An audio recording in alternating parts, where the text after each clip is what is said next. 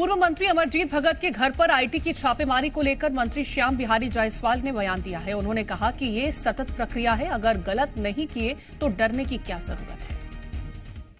मूछ मुड़ाने की बातचीत कहे थे, आज तक मूछ नहीं मुड़ाए, तो कुछ भी उलूल जुलूल बोलते रहते हैं। भगत जी भी चुनाव हारने के बाद सबकी मनाही स्थिति ऐसी ही हो गई है। हमको तो पता ही नहीं, हम तो बाजू में रहते हैं कि लोकसभा लड़ने वाले हैं।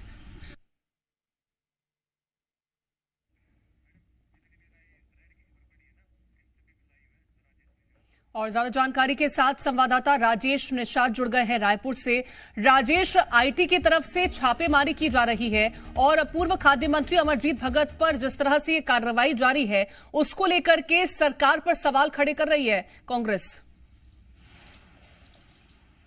बिल्कुल निश्चित तौर पे कीर्ति, देखिए प्रदेश में आज सुबह ही तड़के सुबह कई ठिकानों पे ईडी की दबिश है। देखिए 15 से अधिक जगहों पे पूरे प्रदेश में, राजधानी रायपुर समेत दुर्ग, भिलाई, राजनांदगांव, अंबिकापुर, बलरामपुर, ये तमाम वो जगह हैं जहां पे आईटी ने एक साथ दबिश दी है। देखिए इसमें खास बात यह है, कई बड़े जो कारोबारी हैं और बिल्डर्स हैं उनके ठिकानों पे दबिश दी गई है। राजधानी रायपुर की यदि हम बात करें तो लॉ विस्टा है, वहां करीब 5 से 6 जगहों पर आईटी की टीम पहुंची हुई है और लगातार जो कार्रवाई है, दस्तावेजों की जो जांच है वो की जा रही है। और साथ साथ बड़ी बात यह है, देखिए पूर्व मंत्री हैं, खाद्य मंत्री रहे हैं अमरजीत भगत, उनके घर पे भी आईटी की टीम पहुंची है। इतना ही नहीं बल्कि उनके जो सहयोगी रहे हैं उनके ठिकानों पे भी आईटी की टीम पहुंची हुई है। और सुबह से ही जो छापेमार जो कार्रवाई है वो लगातार जारी है। इस बीच अचानक से पूर्व मंत्री अमरजीत भगत छापेमार कार्रवाई के बीच बाहर निकलते हैं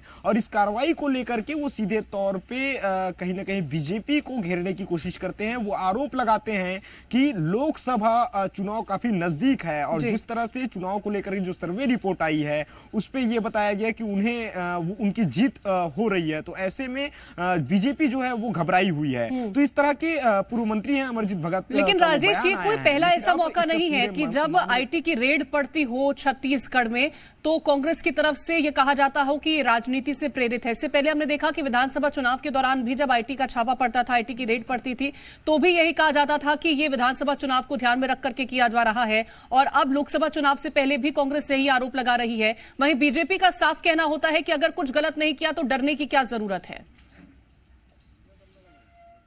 बिल्कुल निश्चित तौर पे देखिए विधानसभा चुनाव से ठीक पहले की हम बात करें, उससे पहले भी ईडी की लगातार कार्रवाई देखने को मिली है। कई कांग्रेस के जो बड़े नेता हैं उनके घर पे दबिश दी गई। उससे पहले यदि हम बात करें, देखिए एक बड़ा सम्मेलन कांग्रेस का छत्तीसगढ़ में देखने को मिला था।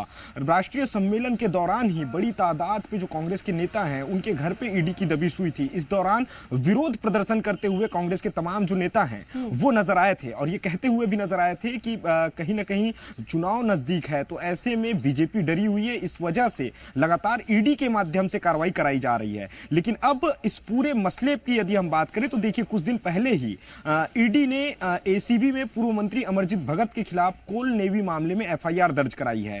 ये एफआईआर दर्ज हुए कुछ ही दिन हुए, उसके बाद आईटी की एक बार उनके घर पे दबिश पड़ती है और उस जो यदि हम ईडी की उस एफआईआर की बात करें तो 50 लाख रुपए के लेन देन की बात ईडी ने अपने उस एफआईआर में कही है। और साथ साथ आज जिस तरह से जो आईटी की जो कार्रवाई प्रदेश में इस वक्त देखी जा रही है उसको भी कहीं ना कहीं पूर्व मंत्री अमरजीत भगत बदले की कार्रवाई बता रहे हैं और अपने ऊपर पूरी तरह से ये कह रहे हैं कि बीजेपी डरी हुई है, इस वजह से इस तरह की कार्रवाई कर रही है। राहुल गांधी की जो भारत जोड़ो न्याय यात्रा है उस पर भी कहीं ना कहीं उनको संयोजक बनाया गया है अमरजीत भगत का। तो उनका ये कहना है कि पूरी तरह से बदले की राजनीति यहाँ पर कांग्रेस कहीं ना कहीं आरोप बीजेपी पर लगा रही है। बने रहिए राजेश, और भी जानकारी आपसे लेंगे।